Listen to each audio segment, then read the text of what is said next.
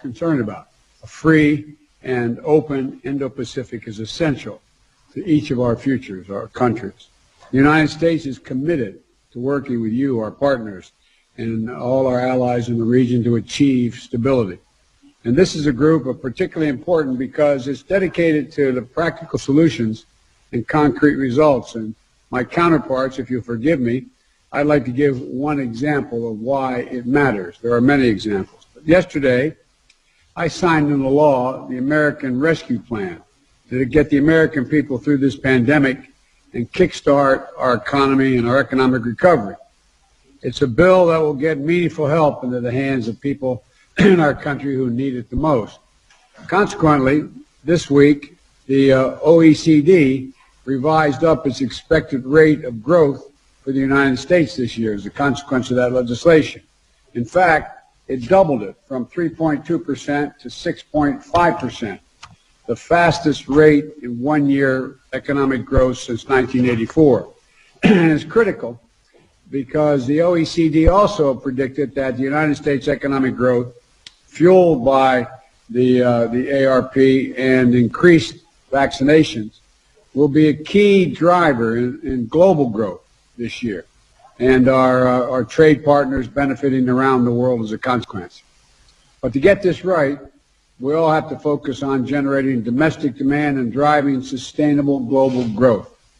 And we're launching an ambitious new joint partnership that is going to boost vaccine manufacturing and for the global benefit and strengthen vaccinations to benefit the entire Indo-Pacific.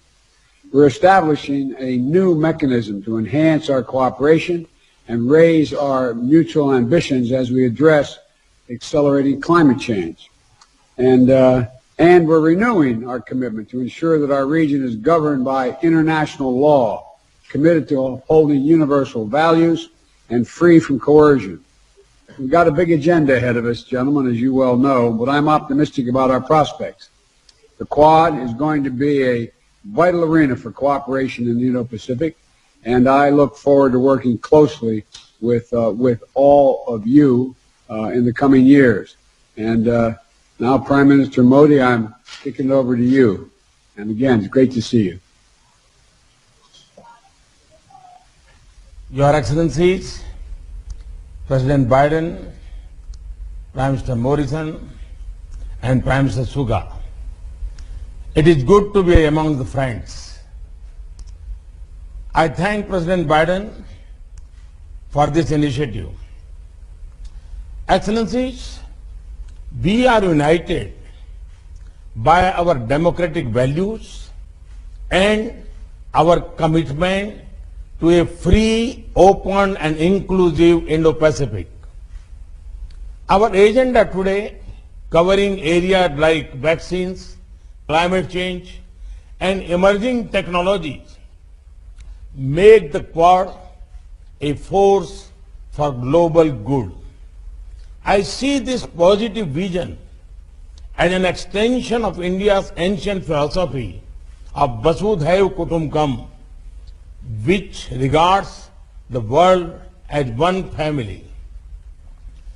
We will work together closer than ever before for advancing our shared values and promoting a secure, stable and prosperous Indo-Pacific. Today's summit meeting shows that Quad has come of age.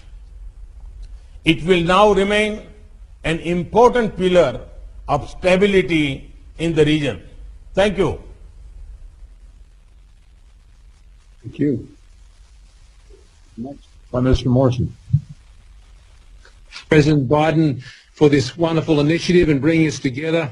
And my fellow Prime Ministers, it's great to see you. Namaste. Good morning, konnichiwa, and from Australia, g'day.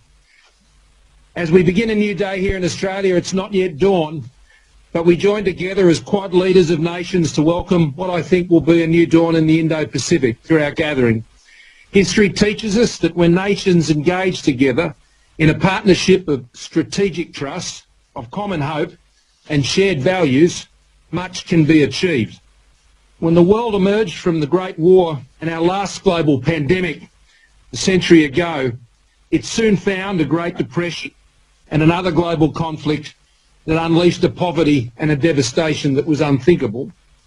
As we emerge from this global pandemic and the global recession, let us together create a different future.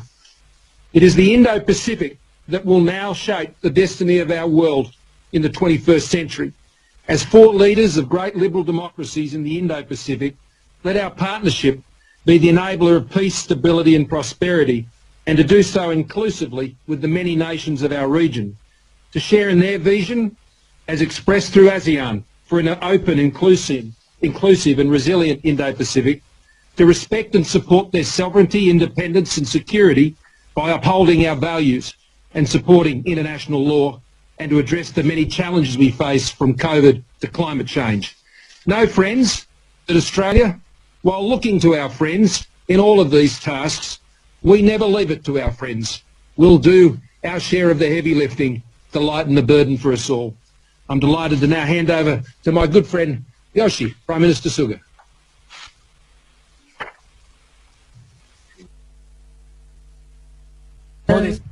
Mr. Modi and ScoMo, it is a great honor to realize the Japan, Australia, India, US Leaders Summit with all of you working together to realize a free and open Indo-Pacific.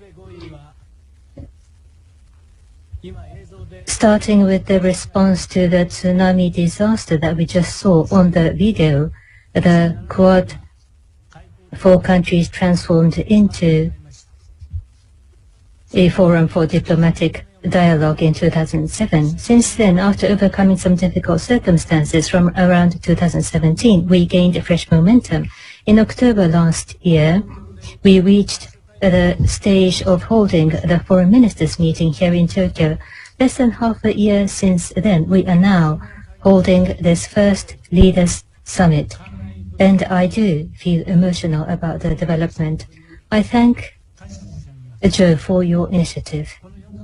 With the four countries working together, I wish to firmly advance our cooperation to realize a free and open Indo-Pacific and to make visible and tangible contribution to the peace, stability and prosperity of the region, including overcoming COVID-19. Yesterday was the 10th anniversary of the Great East Japan earthquake. We received massive support from the US, Australia and India in our response to the disaster. Joe visited the affected area soon after the disaster, and I thank you once again. I look forward to a fruitful discussion today.